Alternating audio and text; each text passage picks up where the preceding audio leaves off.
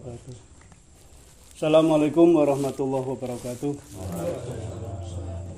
Bismillah, alhamdulillah, wassalatu wassalamu ala rasulillah Sayyidina wa habibina wa nabiyina Muhammad ibn Abdillah wa ala alihi wa sahbihi wa man wala. La haula wa la quwata illa billah amma ba'd. Para bapak sedaya Jamiah Yasin dan sholawat al-mubarak yang saya hormati. Alhamdulillah pada hari ini kita masih bisa diberikan kesempatan oleh Allah Subhanahu wa taala sehingga kita bisa berkumpul untuk rutinan. Mudah-mudahan bisa menjadi amal kebaikan untuk kita semuanya. Amin. Allahumma amin. Yang nomor 2, sholawat dan salam mudah-mudahan tetap terlimpah kepada junjungan kita Nabi Agung Muhammad sallallahu alaihi wasallam, yang Allah Subhanahu wa taala mensyaratkan salah satu di antara orang yang akan beruntung dengan keuntungan yang besar adalah orang yang mengikuti dan mentaati Nabi Muhammad sallallahu alaihi wasallam. Wa man yuti'illaha faqad faza fawzan adzima. Wa man yuti'illaha wa rasula faqad faza fawzan adzima. Barang siapa yang taat kepada Allah dan Rasulnya, maka benar-benar dia telah mencapai atau mendapatkan kemenangan yang besar.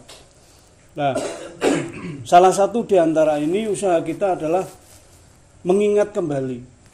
Nah, wae dhewe maca Quran sagluntung kae yo kadang-kadang sok ora kelingan. Tapi nek pas kebetulan maca sing sapetil-sapetil kadang-kadang ada yang bisa menggugah. Salah satunya tadi barusan tak baca sedikit, ternyata yo mari dadi kelingan bahwa kula panjenengan sedaya bagaimanapun juga di hadapan Allah Subhanahu wa taala adalah orang-orang terpilih. Orang-orang Islam ini sekarang ini satu yang masuk Islam tok wae iki sudah terpilih di hadapan Allah Subhanahu wa taala. Wong Qur'ane ya ono sih ada 12 asnaf yang dijamin oleh Allah dengan ampunan yang besar dan pasti masuk surga. Yang mbuh masuk surga ning tahun 5000 apa. Salah satunya kan diantara al-muslimina wal muslimati wal mu'minina wal mu'minati wal qanitina wal qanitati. Lah terus ada 12. Setelah 12 dikunci terakhirnya. Allah menjanjikan kepada mereka semua pahala, ampunan dan pahala yang besar. Salah satunya orang-orang yang beriman. Orang yang Islam. Apalagi beriman. Wis Islam beriman. Dua-duanya kita sudah masuk. Lah, salah satu bukti bahwa kita orang terpilih, salah satunya di Quran itu ada Allah Subhanahu wa taala berfirman, "Tsumma awrasnal ladzina istafaina min ibadina." Dan sungguh Gusti Allah telah menurunkan kitab kepada orang-orang yang terpilih. Yo kita ini. Allah sudah menurunkan kitab kepada orang-orang yang terpilih. Tiba-tiba orang-orang yang terpilih ini terpecah menjadi 3 golongan. Nah, tinggal kita terpilih di atasnya terpilih meneh, dari atasnya terpilih meneh, ngono lho maksudnya. Jadi di dalam kaul para orang-orang soleh ada walahum ingdanal mustafainal akhyar, dan mereka adalah orang-orang yang terpilih di antara orang-orang yang terpilih. Maksudnya orang yang sudah levelnya di atas meneh. Lah, Allah menurunkan Al-Qur'an ini kepada orang yang terpilih semuanya. Umat Kanjeng Nabi Muhammad kabeh. Diturunkan Al-Quran lewat Kanjeng Nabi, tiba-tiba orang-orang yang ada di muka bumi menjadi umat Kanjeng Nabi Muhammad terpecah menjadi 3. Nah, yang pertama, wa minhum zalimul li nafsihi. Di antara mereka adalah wa minhum zalimul li nafsihi, yang pertama adalah mereka yang zalim terhadap dirinya sendiri. Yang zalim terhadap diri mereka sendiri satu wis saka awal orang nampa. Maksudnya di luar Islam. Saka awal wis ora nampa. Ini hukumnya sudah di luar kita, tidak dibahas kita. Kemudian yang kedua, orang yang nampa tapi nampane iki tidak masuk ke dalam. Sajane awake dhewe sudah diberikan sesuatu yang bagus, iki padha karo wis dikai omah sing apik, calon surga wis ana mersine, wis ana ceweke dan sebagainya. Terus tinggal kita milih mau masuk ndak kan gitu. Lah masuk itu kan sajane ajaran yang benar, ajarannya Kanjeng Nabi Muhammad. Nah kita masuk, terus siapa yang mengikuti Allah dan Rasulnya maka dia mendapatkan kemenangan yang besar. Tapi tiba-tiba orang yang pertama zalimun li nafsihi, mereka mendusta dolim terhadap diri mereka sendiri, tidak mau masuk. Apa meneh gon masuk ndeloki wegah mlayu. Nah, golongan yang kedua wa minhum muqtasidun, dan yang diantara mereka ada orang-orang yang muqtasidun, yang berada di tengah. Yo kadang masuk tapi masuknya tidak menikmati. Mlebu tok nang omah terus turu terus metu meneh. Tidak menikmati di situ misalnya. Tidak menikmati apapun yang ada di dalamnya. Golongan-golongan orang-orang yang di tengah ini adalah mereka yang sudah masuk di dalam Islam ini tapi belum menemukan suatu kenikmatan di situ. Yo kadang-kadang lakoni dosa, kadang-kadang yo melakukan taat, kadang-kadang yo maksiat dan sebagainya. Lo mungkin kita semuanya dan sebagian besar, mudah-mudahan sih kita sedikit demi sedikit nanti terangkat mudah-mudahan. Tapi sebagian terbesar di antara umat Islam pun masuk ke dalam golongan ini. Wa minhum muqtasidun, di tengah-tengah. Kadang-kadang sedino wis dosane ping pira, ngamale ping pira. Lah golongan orang-orang yang di tengah ini pun sudah agak lumayan, sudah jaminan ampunan dari Allah lebih tinggi. Karena insya Allah nih orang-orang di tengah ini banyak yang sudah menjamin, misalnya Islam itu wis menjamin. Mukmin sithik mbok sudah menjamin. Jadi sudah terjamin. Golongan yang kedua ini termasuk golongan yang selamat juga.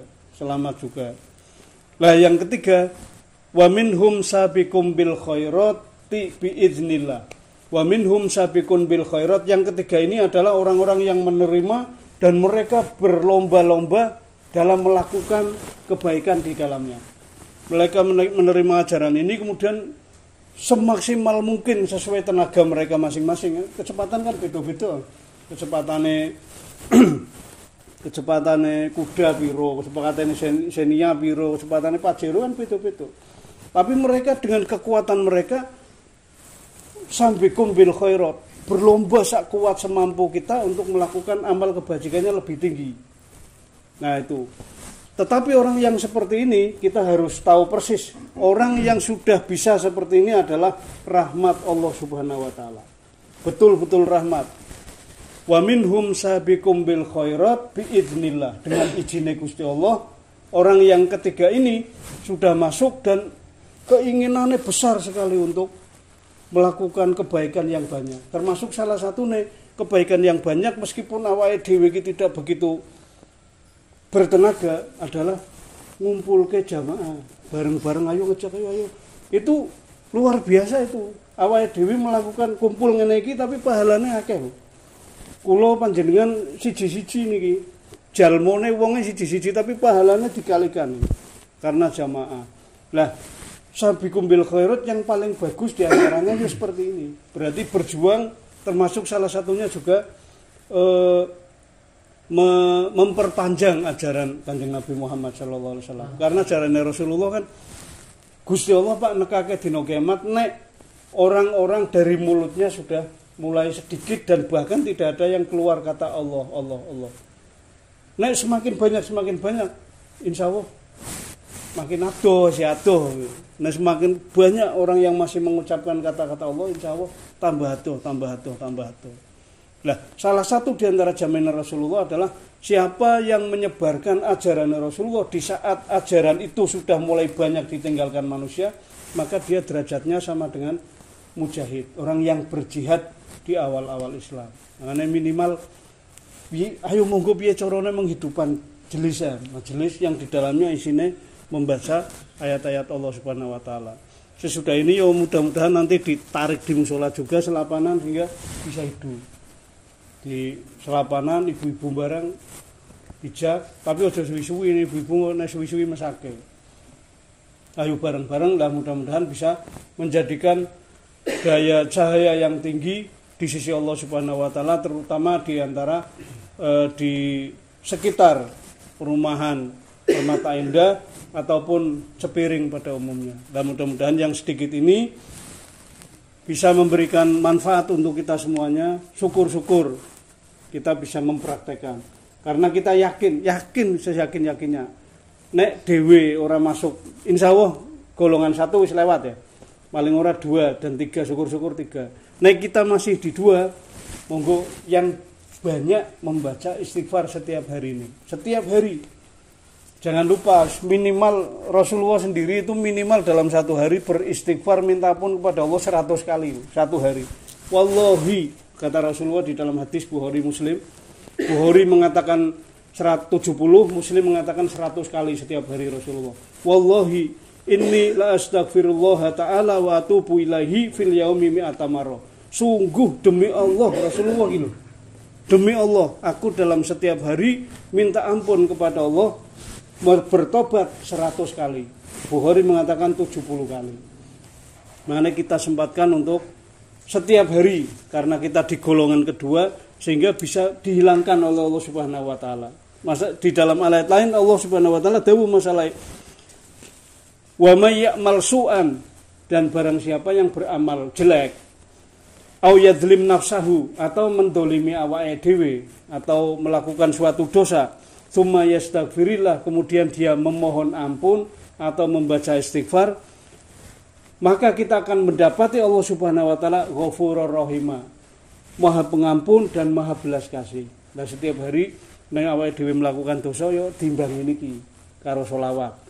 Istighfar men diampuni Gusti Allah, selawat mudah-mudahan Kanjeng Nabi besok memberikan syafaat untuk kita semuanya. Amin Allahumma amin. Mekanten mudah-mudahan enten manfaatipun. Wabillahi taufiq wal hidayah. Assalamualaikum warahmatullahi wabarakatuh.